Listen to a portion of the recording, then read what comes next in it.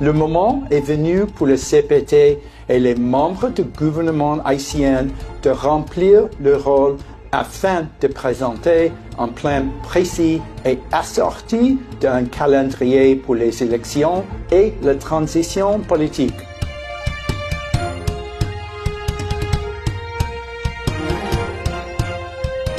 Bonjour et bonjour ambassadeur. Bon retour de New York. Parlez-nous de votre passage aux Nations Unies, s'il vous plaît. Je suis heureuse d'être de retour en Haïti. Nous nous réjouissons de la bonne nouvelle qui nous est venue de New York, à savoir que la communauté internationale a approuvé la demande du président de CPT et du gouvernement haïtien en faveur d'une force de répression des gangs. Cette force, plus robuste, composée de 5050 soldats, aidera la force de sécurité nationale haïtienne à lutter contre les gangs criminels sans foi ni loi afin de reprendre le contrôle de l'avenir d'Haïti des mains des terroristes. Il s'agit d'un grand pas en avant. Quelle est la prochaine étape?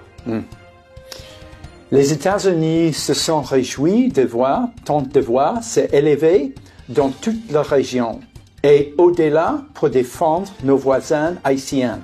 Maintenant, nous devons tout mettre en place cette force de répression des gangs les plus rapidement possible.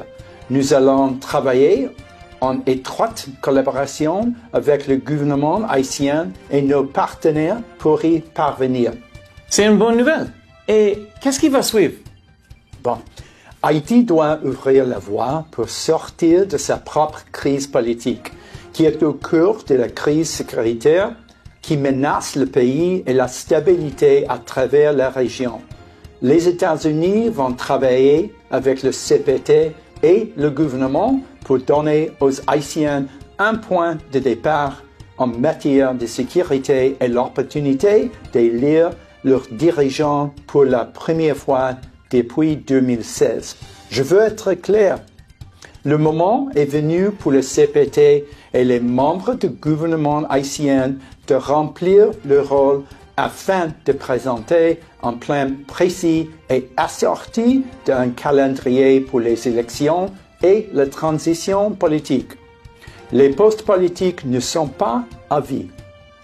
Tout le monde doit soutenir la sécurité en Haïti et permettre sa transition politique. Je reconnais que certains peuvent être sceptiques.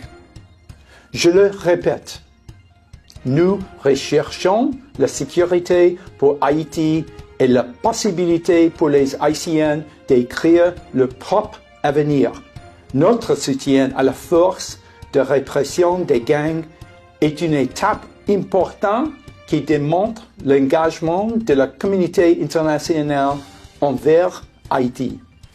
Ambassadeur, merci pour votre temps et votre point de vue. On se retrouve à notre prochain Pause Café.